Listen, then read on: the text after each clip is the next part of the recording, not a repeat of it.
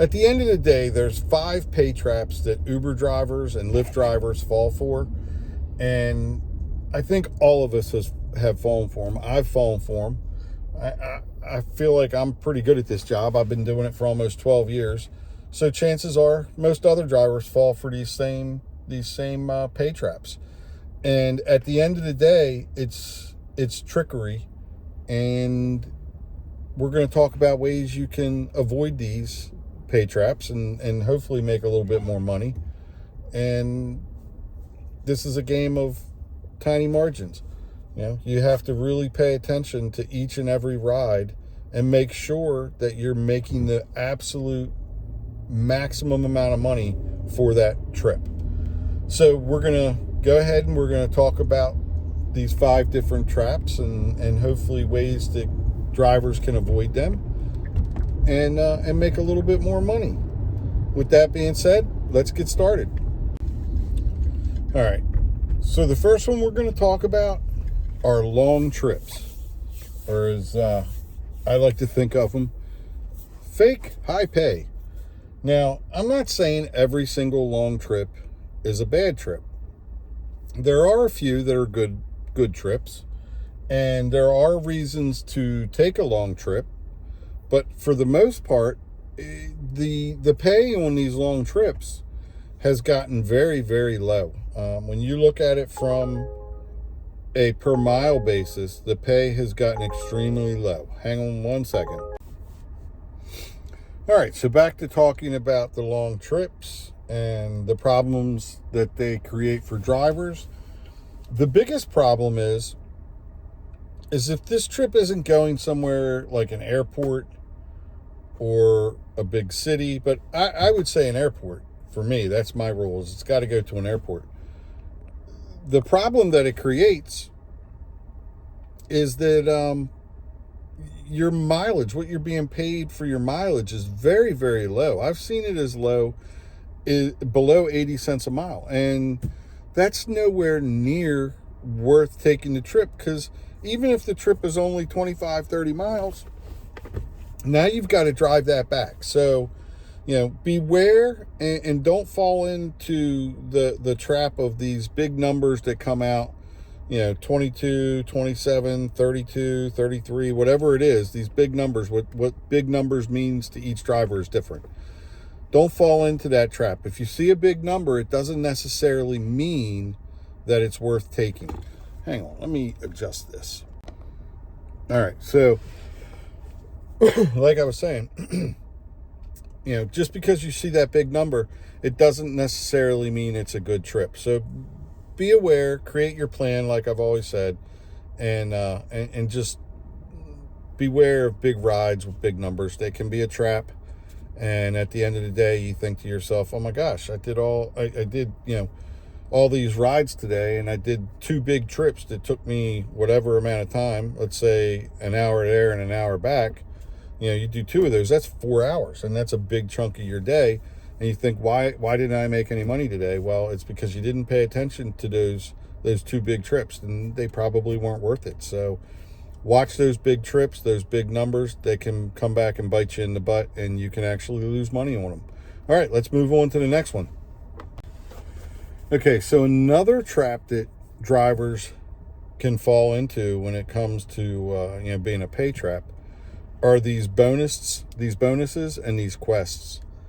Lots of times you'll get into chasing these bonuses or trying to hit this quest, and you'll notice that you may only need 1 or 2 rides to do the quest or complete the quest. And now all of a sudden you've gotten offered a ride that when you look at it and you slow down and you say, okay, oh my gosh, I'm only getting paid 68 cents a mile, or I'm only getting paid 88 cents a mile, whatever it is. Lots of times it's far below $1, and it's not worth it. I do not chase surges, and I do not chase these goofy quests. I don't care about them. At the end of the day, if I just come out here and I drive and I take the rides that I have laid out as far as what I'm willing to accept, which you've seen in a lot of my other videos, I like to take rides that are below 10 miles, and I do like to do an airport ride to either BWI, sometimes Dulles, sometimes Reagan, but I really like doing the BWI runs because for the most part, BWI is a very easy airport to drive into, drive out of, and lots of times you get rematched. But I don't put a lot of stock in these quests, and I don't chase these surges. I don't chase these bonus areas that Lyft likes to do. At the end of the day, there's just too many strings attached to them to make it even close to profitable lots of times.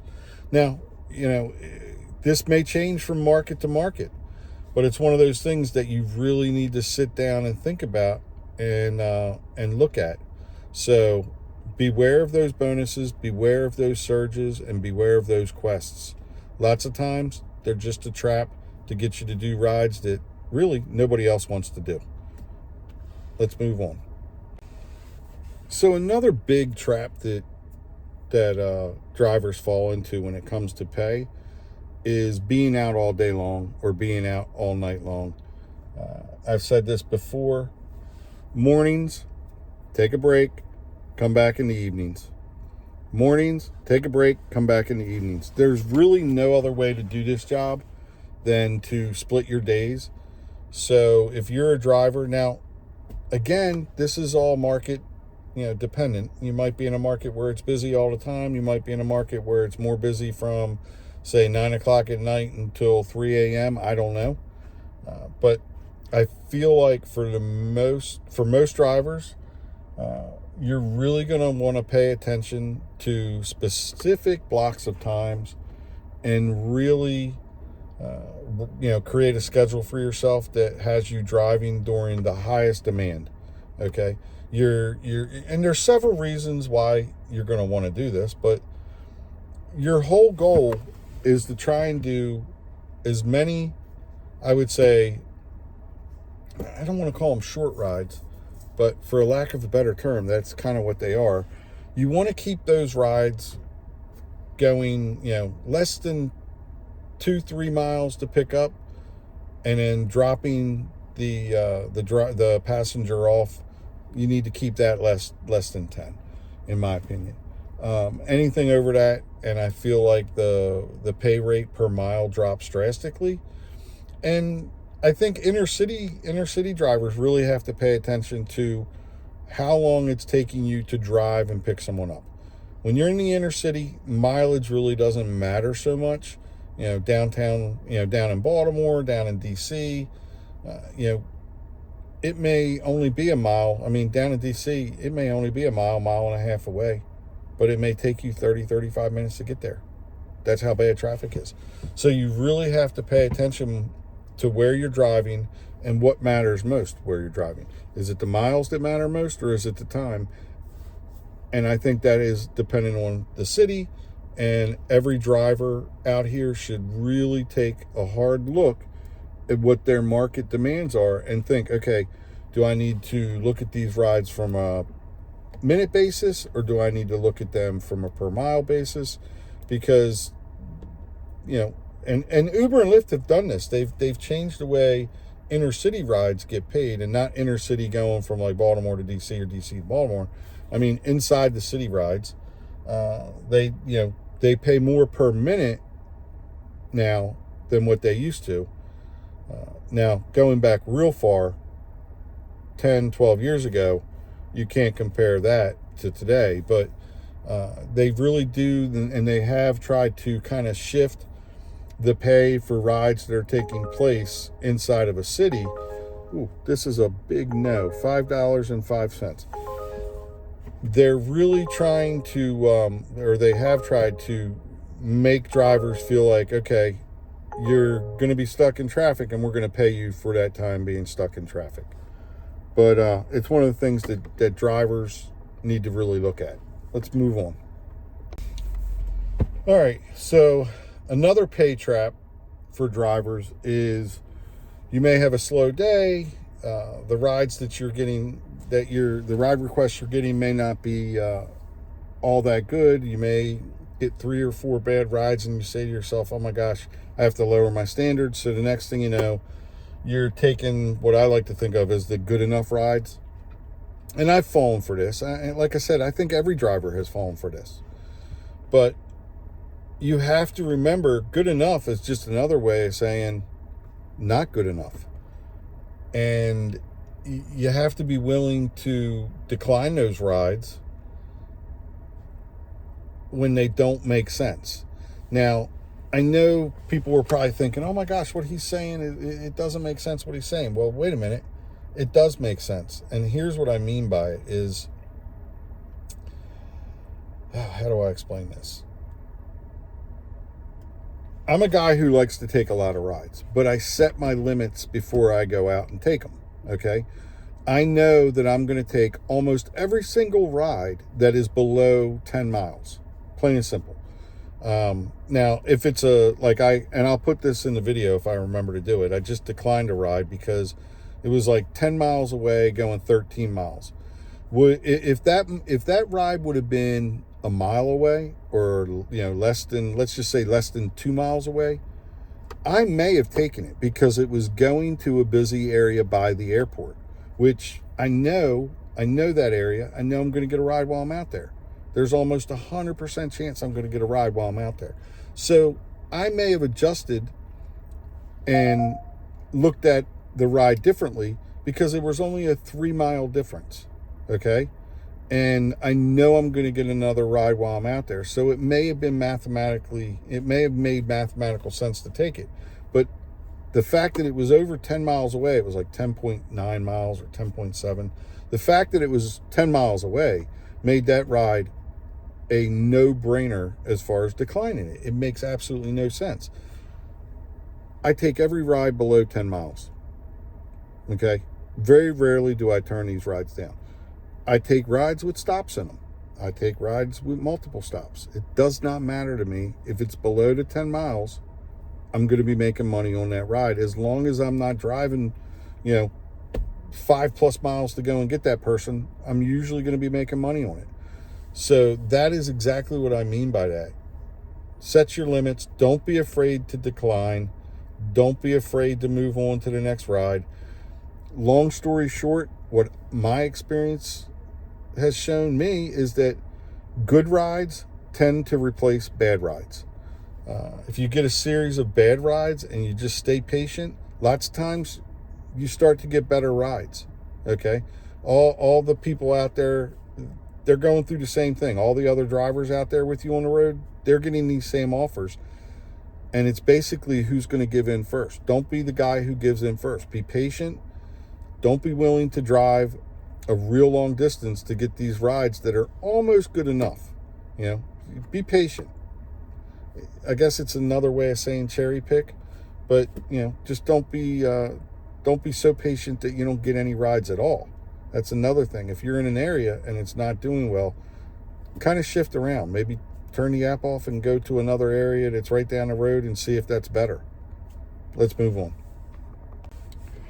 All right, so we're finally at the end here, and we're going to talk about the biggest pay trap that Uber drivers and Lyft drivers fall into. And this one is 100% driver responsibility, and it's always our fault. No matter what the case, it's always our fault. You, as a driver, need to know as much as you possibly can. You need to educate yourself about the industry, but you need to educate yourself about your cost as a driver and what your real costs are, okay? Now, you've heard me talk about the standard mileage deduction that has gone up over the years. Right now, I think it's at like 72.5 cents per mile. You have to remember that standard mileage deduction is spread out over all kinds of cars and all kinds of vehicles and all kinds of industries. So what you need to do as a driver, and it's not hard to do, is sit down with an AI like ChatGPT or Google Gemini and put in all your information. Okay, put in what kind of car you drive, put in what kind of gas you use, whether you use 87 octane or if you use 93, whatever. Put all that in there. Put as much information as you possibly can gather. What your car payment is, what your insurance payment is, all that stuff. Hang on a second. All right, so you're going to put all that information in there. Your car payment, your insurance payment. If you're leasing, put that information in there. If you're renting from Uber or Lyft, put all that information in there. Because what you need to find out is you need to find out what your true cost of driving is. Okay? You need to know how much, and you can break it down to a day-by-day basis. You need to know exactly how much money you need to make every single day to be profitable. Okay? And I think a lot of drivers also should take it one step further and try and find out and try and figure out exactly what you need to make every single day to cover all of your bills, both personal and business, when it comes to Uber and Lyft. This will help drivers in lots of different ways. Number one, this job is more of an art that has a science background, if that makes sense. Okay, you don't want to take bad rides where you lose money, but don't get me wrong, every single one of us out here are going to have days and going to have rides where you're going to have to take a ride that you may not like taking. Okay, maybe you have a bill that week to pay. Maybe you need to put gas in your car at the end of the day, and you're like, you know what, that's a $22 ride going 30 miles. I'll take it just to throw the $22 in my gas tank. Okay, every single one of us has been there. Anybody who says that they have not been there and that they never take those rides, come on now. Let's be realistic. We all take a ride that's not as good as we want it to be every once in a while. Okay? The key is you don't want to fall into the habit and do these rides all the time. Now my wife's calling. Hang on. So I kind of lost my train of thought because my wife called, but yeah, as Uber drivers, this has got to be, the biggest pay trap that we fall into, and that's not really knowing where our profit line is. What do we have to be paid to be profitable? And I think that is going to be vastly different from driver to driver, market to market, vehicle to vehicle, plain and simple.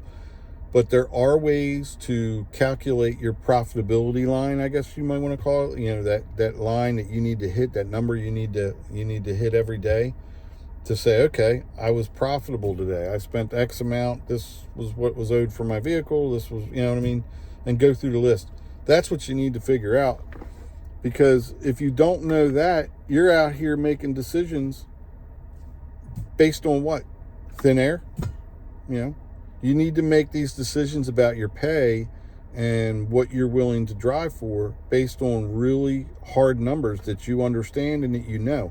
And as time goes on, it doesn't matter. These things change from, I would say they change from vehicle to vehicle, season to season, things like that, because the price of gas fluctuates. Your insurance may go up, hardly ever goes down. So your costs are always moving around. You're always chasing those costs. But take the time to really figure that out and get hard numbers. Like I said, use ChatGPT, use Claude, use Google Gemini, and it can really give you a good idea of what you need to make every single day to cover your costs and be profitable, and then even make even more money that you can use to do whatever. I don't know. But yeah, that's the biggest thing, is knowing what your costs are. So, all right. I hope everybody is out driving and making money. Everybody stay safe. Here in the Mid-Atlantic region, we got a big snowstorm, and there's still ice everywhere you look, ice and snow, and a lot of it. And, go out there, make some money, and have a great day. And I'll see everybody in the next video.